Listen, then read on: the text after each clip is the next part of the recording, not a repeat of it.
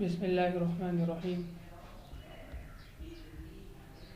السلام علیکم ورحمۃ اللہ وبرکاتہ۔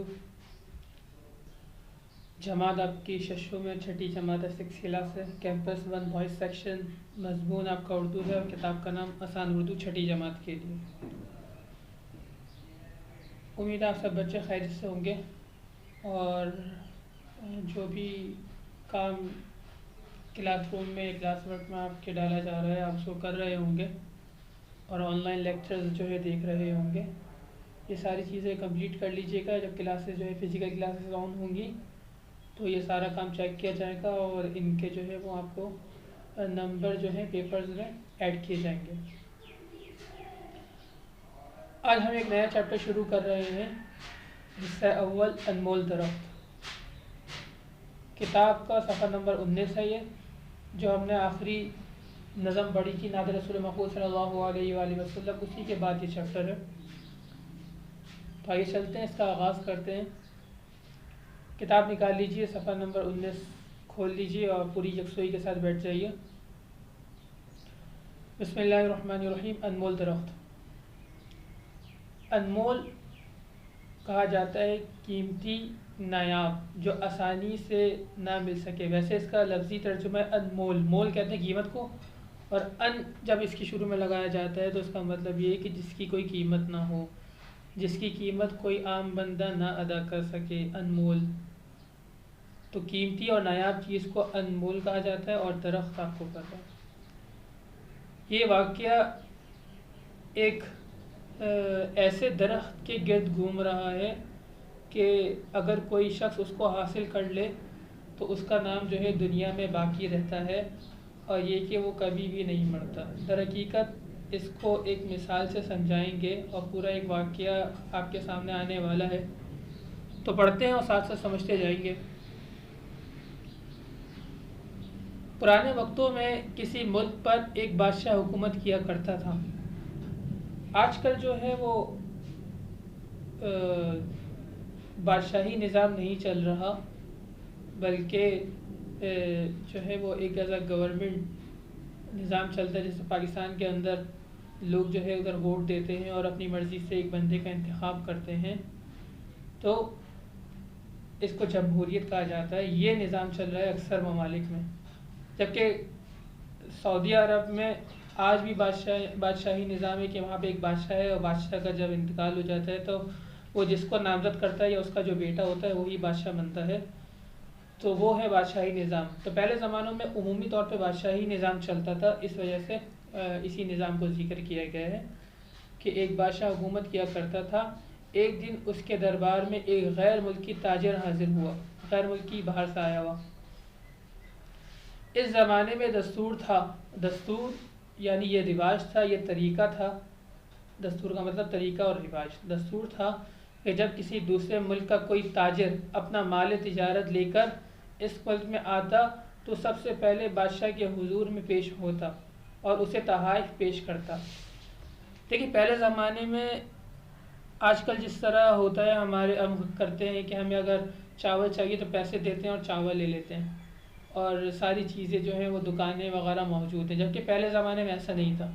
ہر ملک اور ہر جو خطہ ہے زمین کا وہ مختلف چیزوں کی کاشت کرتا تھا، اور پھر فائدے کے لیے بیچنے کے لیے تاجر جو ہے وہ دوسرے ممالک میں جاتے تھے۔ مثال کے طور پر پاکستان کا علاقہ اس وقت اگر فرض کیا جائے جیسے گندم کی کاشت کر رہا ہے، اس کے پاس چاول نہیں ہے، اور چاول جو ہے وہ انڈیا میں کاشت ہو رہا ہے، تو یہاں کا تاجر جو ہے وہ گندم بیچنے کے لیے پاکستان میں تو بیچے گا، لیکن انڈیا جہاں پہ اس کی پیداوار نہیں ہو رہی وہاں پہ بیچے گا تو اس کو زیادہ فائدہ ہوگا۔ تو اس طرح سے تاجر اپنا سامان لے کے مختلف جانوروں پہ لاد کے دوسرے ممالک میں لے کے جاتے تھے اور وہاں پہ جا کے فروخت کرتے تھے۔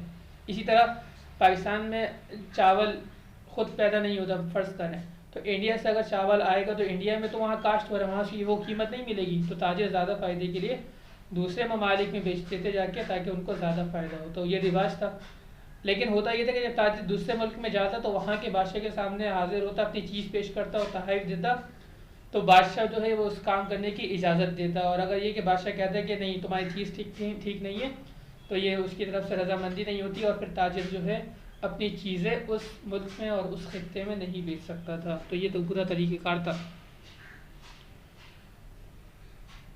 اس سے ایک تو اسے سرکاری طور پر اپنا مال وہاں بیچنے کی اجازت مل جاتی، جیسے میں نے آپ کو بتایا کہ بادشاہ کو پسند آتی، بادشاہ کہتا ہے ہاں ٹھیک ہے چلو تم اس کو بیچ لو، یہ سرکاری اجازت ہو گئی۔ اور اگر بادشاہ کو پسند نہیں آتی تو بادشاہ منع کر دیتا، تو یہ سرکاری طور پہ جو ہے اس کو بیچنے کی اجازت نہیں ہوتی۔ اور دوسرا بادشاہ کی خوشنودی بھی حاصل ہو جاتی۔ خوشنودی کا مطلب یہ کہ اگر جیسے کوئی بات میں اس کو تنگ نہیں کر سکتا، فضول کے ٹیکس نہیں لگا سکتا کوئی وزیر، اور یہ بول سکتا تھا کہ میں نے جو ہے بادشاہ سے رضامندی حاصل کی ہے، تو اس کو کہا جا رہا ہے کہ بادشاہ کی خوشنودی رضامندی۔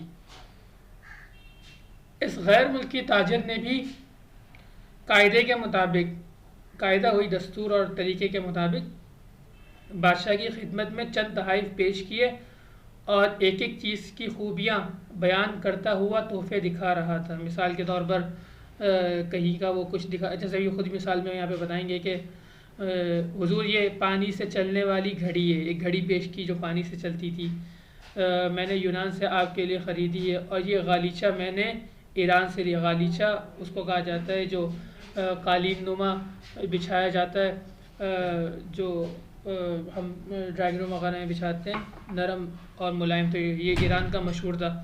تو اس نے بتایا کہ میں ایران سے لے کر آیا ہوں۔ ایران میں زیادہ قیمتی غالیچہ، اس سے زیادہ قیمتی غالیچہ نہیں تھا، اس سے زیادہ اچھا، قیمتی، اہم اور نایاب۔ یہ قلم ملاحظہ فرمائیے، آپ کے لیے میں نے یہ قلم جاپان سے بہت مہنگے داموں خریدا ہے۔ تو بادشاہ کو راضی کرنے کے لیے، اس کی خوشنودی حاصل کرنے کے لیے اس نے قیمتی تحائف پیش کیے دستور کے مطابق۔ بہت خوب، بہت خوب، بادشاہ نے مسکراتے ہوئے کہا، تمام چیزیں بے مثال ہیں جو تم نے ہمارے لیے خریدی ہیں، لیکن یہ تو بتاؤ کہ تمہیں ہندوستان میں ہمارے شایان شان کوئی چیز نظر نہیں آئی؟ مطلب یہ تاجر دنیا کے مختلف ممالک میں گیا تھا، جیسے جاپان سے لے کے آیا، ایران سے لے کے آیا، تو وہ ہندوستان بھی گیا تھا، انڈیا۔ تو اب پوچھنے لگا بادشاہ کہ وہاں پہ تمہیں کوئی اہم اور قیمتی چیز ہمارے لیے نظر نہیں آئی؟ تو تاجر نے بادشاہ کو متاثر کرنے کے لیے کہا، عالیجہ، یوں تو آپ کے شایان شان کئی چیزیں تھیں، لیکن جو چیز مجھے پسند آئی وہ میں حاصل نہ کر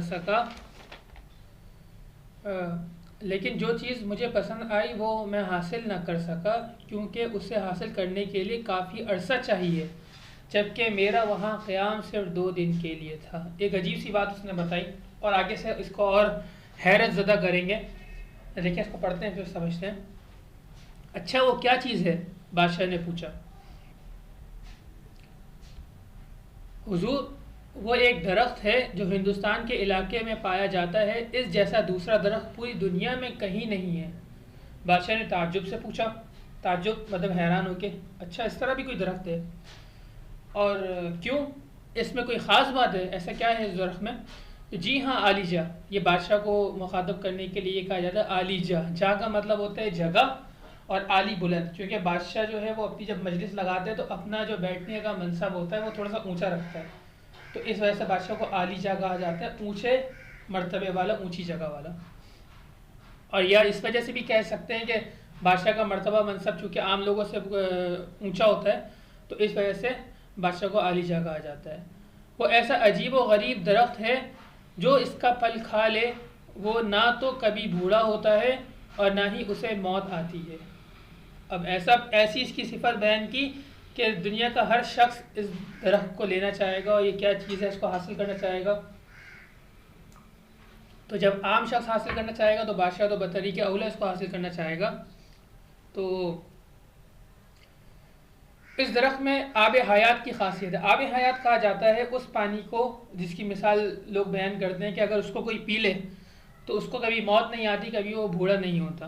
حالانکہ یہ بھی ایک فرضی بات ہے، کیونکہ ہر ایک کو موت کسی نہ کسی دن آنی ہے، لیکن ہاں اس کے اندر اس طرح کی کچھ خاصیات ہو سکتی ہیں کہ وہ بیمار نہ ہو، اور یہ کہ زیادہ عرصہ جو ہے صحت مند رہ کے گزارے، لیکن اس کو یہ تصور کرنے لگنا کہ اس طرح کے کوئی واقعتاً پانی ہوتا ہے جس کو پی کے موت نہ آئے گی، ایسا ممکن نہیں۔ تاجر نے ادب سے جواب دیا۔ اچھا، تاجر سے اس درخت کا ذکر سن کر بادشاہ کو بہت حیرت ہوئی، اور وہ اس درخت کو دیکھنے کے لیے بےتاب ہو گئے، بےتاب، بے چین، اور بس یہ کہ فوراً سے اس کو دیکھنا چاہتا تھا۔ دوسرے دن اس نے اپنے وزیروں میں سے ایک دانا وزیر کو طلب کیا، دانا سمجھدار، جیسے بادشاہ کے مختلف وزراء ہوتے ہیں، کچھ ان میں سمجھدار ہوتے ہیں اور کچھ نارمل ہوتے ہیں. تو جو زیادہ سمجھدار دانا زیادہ سمجھدار تھا اس کو طلب کیا, اس کو حکم دیا, مجھے معلوم ہوا ہے کہ ہندوستان میں ایک ایسا درخت ہے کہ جو اس کا پھل کھا لے وہ بوڑھا ہوتا ہے اور نہ اسے موت آتی ہے. تم وہاں جاؤ, اس درخت کو تلاش کرو, جتنا عرصہ بھی لگے کامیابی حاصل کیے بغیر مت آنا, یعنی وہ درخت کا پھل لے کے ہی آنا, اور اگر نہ لا سکو تو مت آنا, وہیں پہ رہنا. تو بادشاہ نے جو ہے وہ وزیر کو یہ حکم دیا. اخراجات کے لیے بے فکر رہو, رقم میں بیچتا رہوں گا, یعنی اپنے قاصد کے پہلے زمانے میں یہ تو نہیں تھا کہ منی ایکسچینج ہے اور پیسے منی ایکسچینج میں ڈال دیے, ویسٹرن یونین میں ڈال دیے, وہاں مل گیا, بلکہ پہلے تو یہ طریقہ کار یہ ہوتا تھا کہ ایک بندہ بھیجا جاتا تھا جو تیز رفتاری سے گھوڑے پہ سوار ہو کے دوسرے ممالک دوسرے جگہ پہ جہاں پہ بادشاہ کا قاصد یا بندہ ہوتا تھا تو وہ وہاں تک رقم پہنچانی, اس طرح پیغام پہنچانا ہے. تو اسی طرح فون وغیرہ کا نظام نہیں تھا, بلکہ ایک بندہ مستقل جاتا تھا, وہ جا کے پیغام پہنچاتا تھا. تو وہی طریقہ کار بادشاہ کو بھی اپنانا تھا. بادشاہ کے حکم پر وزیر چل پڑا, یعنی اس تلاش میں ہندوستان نکل پڑا اور ہندوستان پہنچ کر اس درخت کو تلاش کرنے لگا. اب دیکھیں یہ ظاہری صفت کے اعتبار سے ہر ایک سے پوچھ رہے ہیں کہ ایسا کون سا درخت ہے کہ جس کو کھا کے بندہ جو ہے ہمیشہ زندہ رہے گا, کبھی بوڑھا نہیں ہوگا. تو وہی صفت ہر ایک کو بتاتا. اب کسی کو بھی اس درخت کے بارے میں پتہ نہیں تھا, تو سب اس کا مذاق اڑاتے اور کسی نے اس کو اس بارے میں علم نہیں دیا اور خبر نہیں دی. تو وہ ایسی پریشان وہاں پہ گھومتا رہا. وہ بیچارہ شہر شہر گاؤں گاؤں گھوما, خطرناک جنگلوں, پہاڑوں, دریاؤں اور جزیروں تک. جزیروں یعنی اس خشکی کو اس حصے کو کہا جاتا ہے جس کے چاروں طرف پانی ہو. جزیروں تک کو چھان مارا, مطلب دیکھ لیا, لیکن اس انمول درخت کا کہیں سراغ نہ لگا. مطلب اس کو اس کا علم نہیں ہوا اور پتہ نہیں چلا کہ اس طرح کا کوئی درخت ہے. وزیر جس سے بھی اس درخت کا پتہ پوچھتا وہ اس کا مذاق اڑاتا. کوئی کہتا پاگل ہوئے ہو, ایسا درخت تو دنیا میں کہیں ہو ہی نہیں سکتا.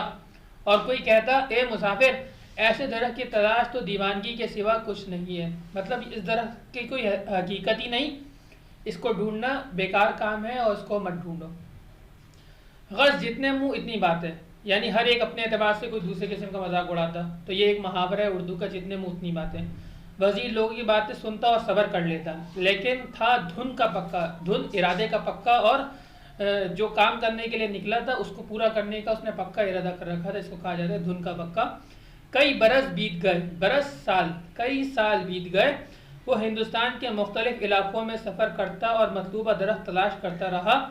بادشاہ بھی حسب وعدہ وعدے کے مطابق اسے اخراجات کے لیے معقول رقم بھیجتا رہا. معقول مناسب, یعنی جتنا خرچہ ہوتا تھا اسی کے مناسب, یہ نہیں کہ کم رقم بھیج رہے. وہ بیچارہ دن رات سفر کر کے تنگ آ گیا, کیونکہ اس درخت کا نام و نشان تک نہ ملا اور اس درخت کی اصلیت جھوٹ ثابت ہو رہی تھی. تو یہ واقعے کا آدھا حصہ ہم نے الحمدللہ پڑھ لیا. اس کے اندر یہ کہ بادشاہ نے وزیر کو بھیجا, وزیر ڈھونڈتا رہا لیکن وہ درخت نہیں ملا.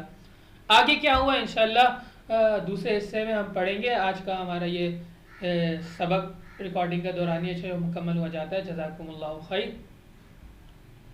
السلام علیکم ورحمۃ اللہ وبرکاتہ.